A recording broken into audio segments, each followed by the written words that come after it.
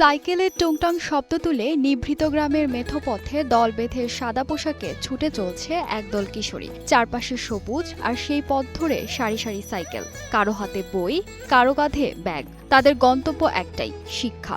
আর সেই শিক্ষার হাত ধরেই নিজেদের ভবিষ্যৎ বদলে দেওয়ার স্বপ্ন।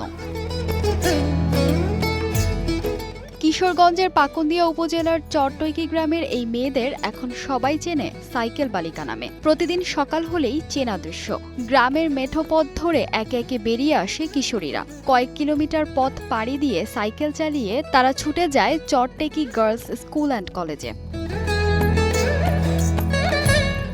একসঙ্গে এতগুলো মেয়ের সাইকেল চালিয়ে স্কুলে যাওয়ার দৃশ্য এখন শুধু এই গ্রামের নয়, আশেপাশের মানুষের কাছেও হয়ে উঠেছে অনুপ্রেরণার গল্প। ১৯৯৩ সালে প্রতিষ্ঠিত এই শিক্ষা প্রতিষ্ঠানের শুরুটা অবশ্য এতটা সহজ ছিল না। দূর দূরান্তের শিক্ষার্থীদের স্কুলে আসার পথে ছিল যোগাযোগের সমস্যা, ছিল না পর্যাপ্ত যানবাহন। শেষ পর্যন্ত শিক্ষক ও অভিভাবকদের উৎসাহে মেয়েদের যাতায়াতের নতুন পথ হয়ে ওঠে সাইকেল। শিক্ষকদের ভাষ্য, ২০০০ সালে তুলি নামে এক শিক্ষার্থী প্রথম সাইকেল চালিয়ে স্কুলে আসেন।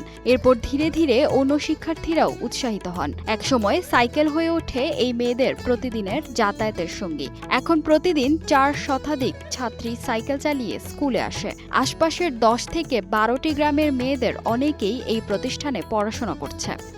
মানুষ অনেকেই বলে যে তোমরা মেয়ে মানুষ হয়ে কেন সাইকেল চালাও, কিন্তু আমরা এটা পাত্তা দেই না। মেয়ে মানুষ বলতে কি হয়েছে, আমরা তো শিক্ষা, আমরা তো একটা নারী মানুষ হইলেও আমরা শিক্ষিত হব, আমরা পড়ালেখা করব, দেশের উন্নয়ন করব।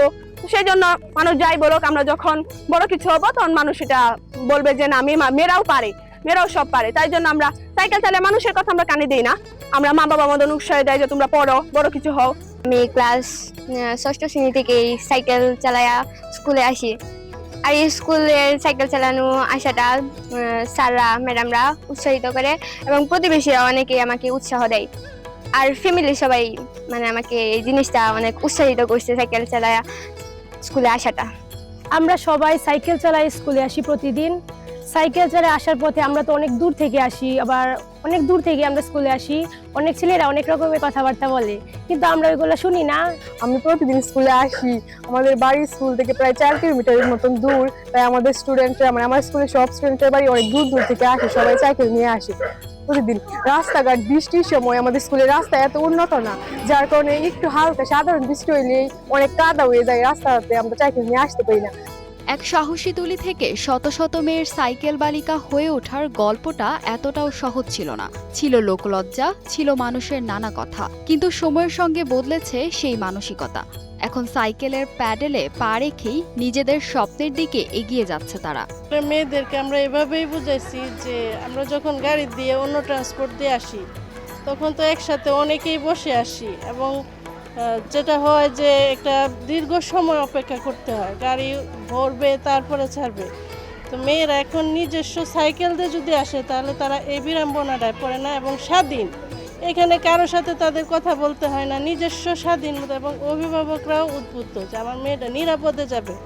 অনুন্নত যোগাযোগ ব্যবস্থা আর যানবাহনের সংকট থেকেই যে সাইকেল যাত্রার শুরু, সেটি এখন এই প্রতিষ্ঠানের আলাদা পরিচয়। সীমাবদ্ধতার মধ্যেও শিক্ষার মান ধরে রাখার চেষ্টা চলছে বলে জানান শিক্ষকরা। তবে শিক্ষার্থীদের জন্য সবচেয়ে বড় চ্যালেঞ্জ এখনও যোগাযোগ ব্যবস্থা। স্কুলে যাওয়ার রাস্তার বড় অংশই কাঁচা, বৃষ্টি হলে সে পথ হয়ে ওঠে আরও কঠিন। সর্বপ্রথম আমাদের স্কুলে যে বাচ্চাটি সাইকেলের পদযাত্রা শুরু করে, ওই বাচ্চাটির নাম হলো ডাকনাম কলি, তার বাড়ি সুখী আছেন। তাকে কেন্দ্র করেই অন্যান্য শিক্ষার্থীরাও উৎসাহিত হয়। তো এই রাস্তাটা যদি হইতো তাহলে আমাদের জন্য খুবই ভালো হতো, শিক্ষার্থীরা আসতে সহজ হতো। তাছাড়াও দেখা যায় যে স্কুলের যে দক্ষিণ পাশের যে রাস্তাগুলো আছে, এগুলো কাঁচা রাস্তা। বর্ষাকালে যে দেখা যায় কাদা থাকে, অনেক সময় বাচ্চারা এই যে পিচ্ছিল খেয়ে পড়ে যায়, জামা কাপড় নিয়ে এভাবে বাড়িতে যেতে হয়। তো এই জন্যই আমার মনে হয় যে যারা এই ঊর্ধ্বতন কর্মকর্তা রয়েছে, প্রশাসনের দায়িত্বে যারা রয়েছে, তারা যদি এই বিষয়টার প্রতি একটু গুরুত্ব দেয় এবং এই রাস্তাগুলা মেরামত এবং নির্মাণের ব্যবস্থাটা করে দেয়, তাহলে আমাদের স্কুলের যে ঐতিহ্য এটা উত্তরোত্তর আরও বৃদ্ধি পাবে। একসময় যে সাইকেল ছিল প্রয়োজনের তাগিদে বেছে নেওয়া একটি বাহন, আজ সেটি হয়ে উঠেছে চরটেকির মেয়েদের মনপবন ডিঙ্গি। ধন্যবাদ।